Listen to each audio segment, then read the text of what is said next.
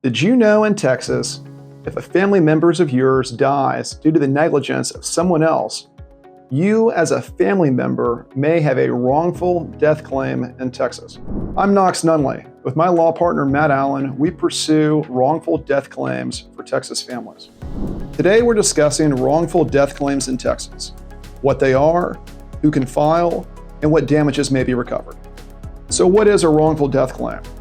A wrongful death claim is essentially a civil lawsuit in which the family of a deceased can seek compensation for the negligent, careless, and harmful actions of others that made them lose their loved one. Think of it like this. If a distracted driver runs a red light and hits a car and kills someone, a wrongful death claim is how the family is able to hold that person or the company responsible for that accident accountable for what happened.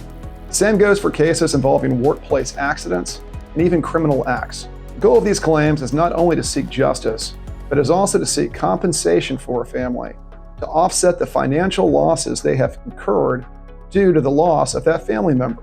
Now let's talk about who can actually file a wrongful death claim in Texas.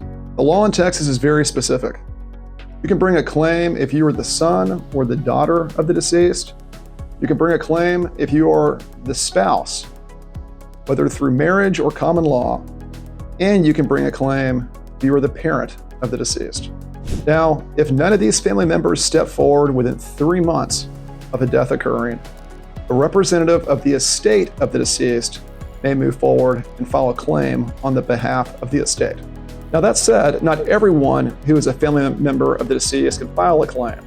If you're a sibling, a brother or sister, if you're a grandparent, if you're a cousin, if you're a boyfriend or girlfriend, you likely cannot file a wrongful death claim under the law in Texas. Now that said, there are exceptions, and it's important that you speak to an experienced plaintiff's attorney so that you can find out if your relationship meets one of those exceptions. What compensation is available?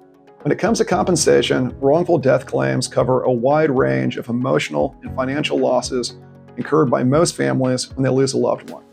Those damages can be placed into generally 3 buckets. In the first bucket, you have economic damages. These damages include the compensatory damages that show what a family's financial losses are after the deceased has passed away. They would include the medical expenses incurred by the family as a result of the deceased's treatment before they passed. They would include the funeral expenses incurred by the family after the deceased passed. They would include any financial losses the family suffered through the loss of income that was originally provided by the family member. They would include the loss of household services that the family member had provided before they passed. This would include housekeeping and childcare. The next bucket is non-economic damages. These damages include the intangible damages that a family suffers after the death of a loved one. These would include the following: pain and suffering endured by the deceased after their accident and prior to their death, loss of companionship, guidance, and emotional support experienced by the survivors of the deceased, mental anguish and emotional distress suffered by the deceased family members. Finally, in the third bucket, you have punitive damages. The facts of the case show that the person or entity that injured and killed your loved one acted recklessly and with knowledge that their actions could cause such a horrible outcome, then you may be able to recover punitive damage in addition to the economic and non-economic damages. An example of this could be a drunk driver or a company that intentionally cuts safety corners in order to make a profit in a workplace injury. The combination of these 3 buckets, the economic, the non-economic, and the punitive damages together are what the family of a deceased can potentially claim in a wrongful death lawsuit. How long does a wrongful death lawsuit take? The truth is, wrongful death cases can take anywhere from a few months to a few years. The reason why is the facts of the case and the needs of the client will have a major factor on how long that time period is.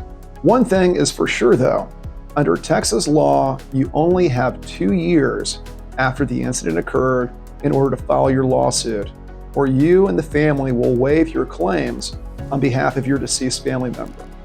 This is the statute of limitations in Texas, and though there are minor exceptions to that rule, you generally only have 2 years to file. If you've lost a loved one due to someone else's negligence or carelessness, call Allen and Nunnally and let us speak with you about your case. At Allen and Nunnally, remember, you will have no better friend, and those that harmed your family and you will have no worse enemy. If you found the content of this video helpful, please subscribe to our YouTube channel. We put out fresh content monthly, and we hope that it can help you. Thank you.